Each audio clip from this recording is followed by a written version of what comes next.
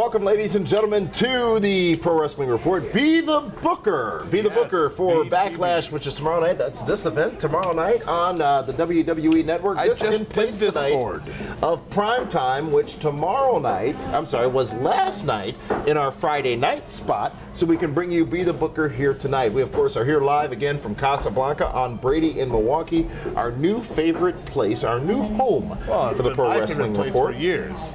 You're finally catching up. What happens on this show, ladies and gentlemen, is we fantasy book, if you will, the event. So this guy has the pencil, he has the paper. In this case, a marker and a dry erase board. We go through match by match and look at what might happen or what would happen tomorrow night if he were booking the show. He is David Hero, I am Damian Nelson, and let's get right down to it. First, we're going to talk about the six-pack women's championship matchup. Becky Lynch versus Carmella versus Nikki Bella versus Natty Neidhart versus Naomi versus Alexa Bliss. Now, this past Tuesday on SmackDown, we saw Carmella get a pinfall win on Nikki. Not sure if that has any bearings on what happens tomorrow night, but what do you see going on in this, what will be a wild six-women matchup? I hope it's wild. I hope there's a lot of stuff going on. I hope it's action-packed. But the one thing I really hope for sure is that Carmella does not leave as the women's champion on the SmackDown brand. You gotta believe Carmella and Nikki will be going at it for most of the night. That's where all the heat is going to be. You have to pay extra for that? Sometimes you do. It depends on what you like. I think Becky Lynch and Natalya are going to go at it. Naomi is my pick. If I had to pick because of the black light gimmick? Well, you know what? She has a great entrance. Her time has come. I think she has paid her dues long enough. These two can go off. Nikki and Carmella can go off and do a program together. Becky Lynch can then do something with Natalya again. But Naomi, she has all of it. She has it going for her. And I really believe if they're going to start off the women's division right, start it off with Naomi. She's the only one. Natty's been a champ. Nikki's been a champ. Becky Lynch hasn't, but her time is coming. You got to go with Naomi. Naomi's the understated one in this matchup, right? Maybe Alexa to a degree as well, but we've seen stuff out of Natty, we've seen stuff out of Nikki, seen stuff out of Carmella, as I said, beating Nikki this past week. Becky Lynch is probably the expected favorite in this matchup. So the underdogs are Alexa and Naomi, and Naomi has the fans solidly behind her. Yes, she does. Especially now in her, I won't call it a gimmick, but her presentation is absolutely amazing. She has the best entrance. It's the most fun entrance going. Second best behind Finn Balor. Okay, who's not wrestling? You think hers is better than Finn Balor? Yes. Really? It's more fun. So you are an EDM guy? A what? Electronic dance music? Sure. Women's Championship. I heard ED, I'm thinking, what are you talking about? Women's Championship goes around the waist of Naomi. Yes. Tag Team Championship. Now, this got a bit complicated. On SmackDown this past Tuesday night, we talked about it on primetime. We saw the Usos attack American Alpha, taking them out of the running for this matchup due to injury. Now we know that it's going to be the Usos who turned heel this past Tuesday night on SmackDown. They became bad guys, are going to battle against the Hype Brothers. And the winner of that matchup will then take on Slater and Rhino in the finals of the Tag Team Championship tournament to determine the first ever SmackDown Live Tag Team Champions. Yes, and you got to believe that the new attitude of the Usos is going to help them get over on the less experienced Hype Bros. Mojo, with that change of attitude, they have to, don't they? They really do. They're the favorites to win that match. Then, of course, you get rid of the Hype Bros out of this. Just like that. And then you got the Usos against Slater and Rhino. And you know the fans are going to get behind Slater and Rhino. They are especially if his 7 kids are there. They are the underdog favorites. But let's be honest, the Usos are going to then win the tag titles as well. And why? What? Is that? Because when the American Alpha comes back, they can go after the team that they beat. That is now the tag team champions. But if Slater and Rhino don't win this matchup, Slater doesn't get his contract. Well, he's not going to. But Rhino. Doesn't he have to finally get his contract? But Rhino needs to go and run for public office. So I guess you can continue the story of Slater trying to get into the SmackDown brand or trying to get signed somewhere. Fans stay behind Slater because he hasn't done it because it's not yet. I think it might be, but it's not yet that time for him to get over. The new attitude of the Usos is what's going to propel them to the top of the tag team division on the SmackDown brand. Here's what's interesting. We don't know how long this show is going to be. We are assuming it's 3 hours. There's only 6 matches announced for this show here as of this taping. I can see it being a 2.5-hour show. Should that be? Can they do that? Well, you got this match can go 15 to 20. This one will go 10 to 12. This one here will go 10 to 12. This is going to be a 15-minute match. This one is at least 20. This one will go 35 minutes. It's a wrestling-focused special event. Well, speaking of wrestling, the Intercontinental Championship will be on the line as The Miz, who will have Maurice at his side, defends against Dolph Ziggler. We've heard now from Ziggler time and time again about how this is his spot. This is his time. This is his chance. He has to do it here at Backlash. He has to win the Intercontinental Championship. But there is one big obstacle in his way. His loss record as of late and a red-hot Miz. The Miz is on fire. He has taken it to Apollo Crews the last few matches. He's been on a roll. He's been doing everything right. He has attitude. He has fire. He's getting clean pinfall victories. He's not even cheating to win anymore. That's how over the Miz has gotten. You know what I would like to see? What would you like to see, David? I would like to see Daniel Bryan join the Miz and make sure that Daniel Bryan would actually cost Dolph Ziggler this match. Because that whole thing sort of went away. Yes. Sort of swept under. Yes. Like it never happened. Like it never happened. So it's festering, if you will. It could be. Like a Festivus for the rest of us. But The Miz is going to beat Dolph Ziggler because he's just saying, again, like you have said in the past, like you said yesterday, he has to win the big one. He hasn't done it. This isn't the big one to win. Can Ziggler afford another loss? Because there won't be a big one if he doesn't win this one. Dolph Ziggler is this generation's Tito Santana. Arriba?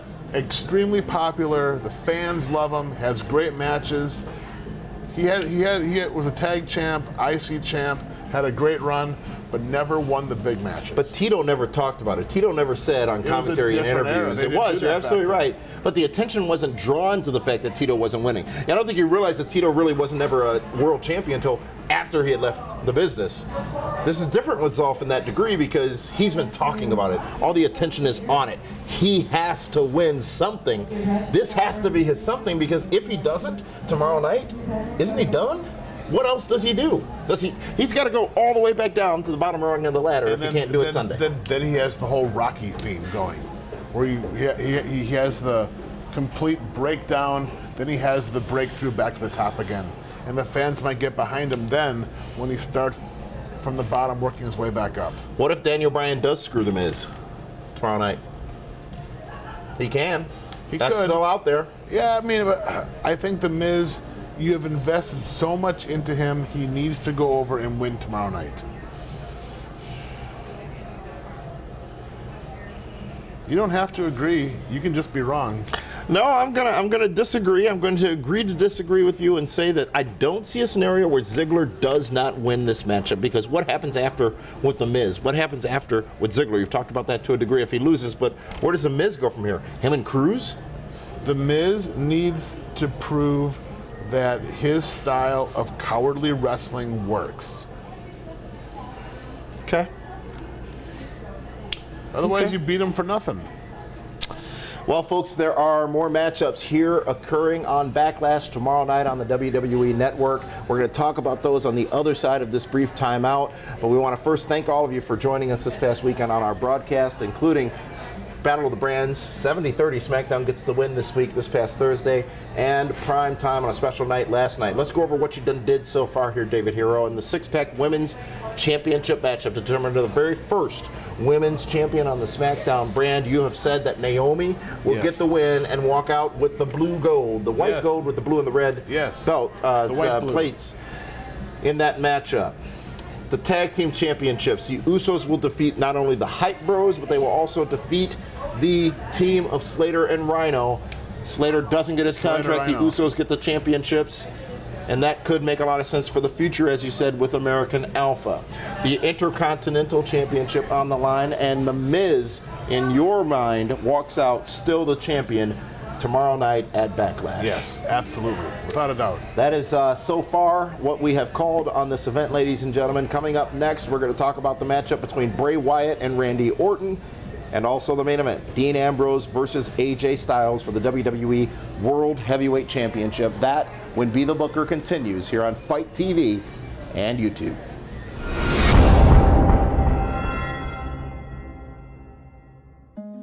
The Soder family thought they'd take a road trip this summer.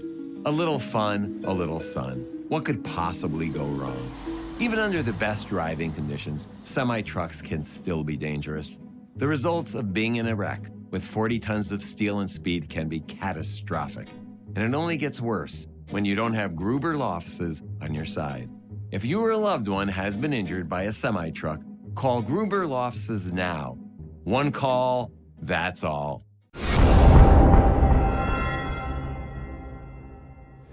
Welcome back, ladies and gentlemen, to the Pro Wrestling Report. Be the Booker, here looking at tomorrow's WWE Backlash on a special Saturday night standalone edition of Be the Booker. Damian Nelson standing alongside David, that guy, Hero. And what a show so far. 6 matches only announced for this show. Could be 2 hours, could be 3 hours, could be 4 hours for all we know. You said earlier that you think there's going to be a lot of time given to each of these matchups, but there are 2 main events, 2 marquee matches on this show, the first of which will pit the man who lost at SummerSlam to Brock Lesnar by technical knockout, Randy Orton, against Bray Wyatt. And this past Tuesday night on SmackDown, we got a little bit of story time from Randy Orton, which I thought would be brutal once he started talking, but it was actually quite sensible at the end. You know what? I don't understand why Randy Orton does not talk about Brock Lesnar at all. He doesn't acknowledge he got knocked out. He doesn't acknowledge the staples in his head. I don't want to be chasing after Brock Lesnar. I got staples in my head. I want to get my heat back. Randy Orton, Bray Wyatt, going to be an amazing match. I think it's the veteran now, Randy Orton, the young, I don't want to say up-and-comer, but, you know, the young bull and Bray Wyatt. I think Bray Wyatt has picked this fight. Both second-generation wrestlers. Yes. Both have grown up in the business. Both understand psychology. They both understand theory. I'm curious to see if they're going to sell the injury to Randy Orton. Staples in my head. I would like to see that being used. I think it would be a great... Bust them open again? Maybe not that, but use like the concussion. I know you don't want to tease concussions, whatever else, but just show that Randy Orton isn't 110% from the beating he took from Brock Lesnar, which could then allow Bray Wyatt, which what I would do, get the victory over Randy Orton in a hard-fought match.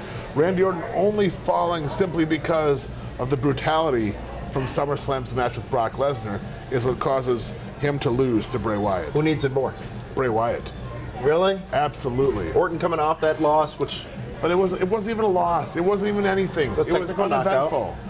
It means, but you can use that injury angle for Bray Wyatt. I think Bray needs it more. I tend to agree with you, but I wonder if any damage would be caused to Randy Orton as a result. No, because you can blame the injury from Brock Lesnar, which then eventually that hasn't been talked about. Which it hasn't been dealt with. So they can bring it up again. They can bring it up again. Okay. That's what I would do. Randy Orton. Remember when Owen Hart and Shawn Michaels had their concussion issues? They got beat up. Yeah. You know, when Owen Hart hit Shawn Michaels with the savate kick, and he collapsed. They could bring that back here. That was in my Mark days. I think I talked about that on the show. You know, I called 203-352-8600 to find out the condition of Shawn Michaels at WWE headquarters after that happened. That was back when selling was so great, folks, that you just believed everything that was happening. This internet that we love because we wouldn't be here without it. You were 28 when ruined that everything. happened. I was not, because that would make me older than I am right now, which is 29. Oh. Bray Wyatt gets the win according to that guy. You agree with me? Nope. Why not? I agree that he needs it, but I think Orton might need it too. Bray Wyatt has not won an eventful match ever. But is he damaged because of it? But ever? But people are ever? People are going to start to be like, he never wins. I'm not sure people realize that, because I don't realize that. Well, you don't think. The WWE World Heavyweight Championship will be on the line, ladies and gentlemen. AJ Styles will attempt to take the strap, the title, the belt, the gold from Dean Ambrose, who's held it since Money in the Bank. This matchup has a lot of passion in it. AJ Styles a bit paranoid this past Tuesday night on SmackDown Live. Dean Ambrose a bit, well, Ambrose this past Tuesday night on SmackDown Live. Regardless of anything else, this is going to be a tremendous wrestling matchup between these two. I don't know if Ambrose can keep up with AJ Styles. I think he can. I don't know last time those two have wrestled, to be honest with you. I'm sure they did in Ring of Honor. Yeah. I'm not sure they crossed paths there though, because I think AJ was TNA all that time. I don't know, but it's going to be in Japan. It's going to be very interesting. Dean Ambrose, to me, did not come across as being the world champion on SmackDown. I didn't buy into it. I didn't believe it. AJ Styles came across as a much bigger star. If you're giving me the pencil to decide the fate of this match, there's one guy I go with. Right now, AJ Styles is the biggest star on the SmackDown brand. It might be one of the top 4 in the company. AJ Styles has done nothing but been, I hate to say it, phenomenal since he's been in. And you don't have him beat John Cena clean at SummerSlam to then lose to Dean Ambrose at a Backlash pay-per-view. What are you saying about Dean Ambrose? I'm just saying that John Cena is the biggest star in the company in the last 15 years. Yep. And if Dean Ambrose can beat AJ Styles, that means Dean Ambrose is better than John Cena. John Cena does not lay down for AJ Styles to have that win get negated by Dean Ambrose. Because he knows the future and is all about the future. Here's what's interesting about John Cena. People have been talking about him taking time off for a movie or TV shows or whatever else. He's not actually taking time off. We haven't seen him on SmackDown in a couple of weeks, but he wrestled a dark match after the end of the SmackDown tapings this past Tuesday night. Dude, so he's still in play. We see him every SmackDown because AJ's wearing the armband still. True. So when Cena comes back and AJ's the champ, it's now for the title. Story continues. Yes. And AJ beat Cena again to solidify himself as champion, but where does that put the darling Ambrose? Well, Ambrose can chase AJ Styles for a couple months. Until Cena comes back. But why are they keeping Cena away? Is it more making it? Does that point make it more obvious as to what you just said? Yes, absolutely. Because why not? Why wouldn't you use Cena on TV? You don't need him right now. You need to get these other guys way more over. The spotlight has to be off Cena to build the other guys. David, I'd like to add one more matchup, which is coming to the airwaves tonight. It is at UFC 203. It is CM Punk in his debut versus, who's he versing? Mickey Carr, right? Or is it Mickey Gage? Mickey Gale. I'd have to look at my notes, but we'll just call him Mickey G for short. I can't book this. If you were booking this, are we saying that what would you book? Fake? I have not. Wait a minute, folks. I did not say anything such. Those words were not said from my mouth. You know, to this point, we've got a presidential debate to book coming up the end of this month as well. Yes, we do. I can't wait for that. That is going to be something else. Do we include coughing points or no? Coughing points? Yeah. Oh, because Hillary's not She's not fit to be president. She's sick. In other words, because she's a woman, she can't be president. No, she's sick. That's what the racist has said. No, she's sick. She's coughing. She coughed in a press conference nearly a week ago now, and you don't cough as a human being? Not on TV. Super. So next, I've seen you do it. They should let Gary Johnson in that debate, by the way. You know what? Dude, this is tough. There's no doubt, because it is real. And here's why. I don't know anything about this guy. He's 2-0. Okay? He's the odds favorite to win. I've heard that his sparring sessions have been abysmal.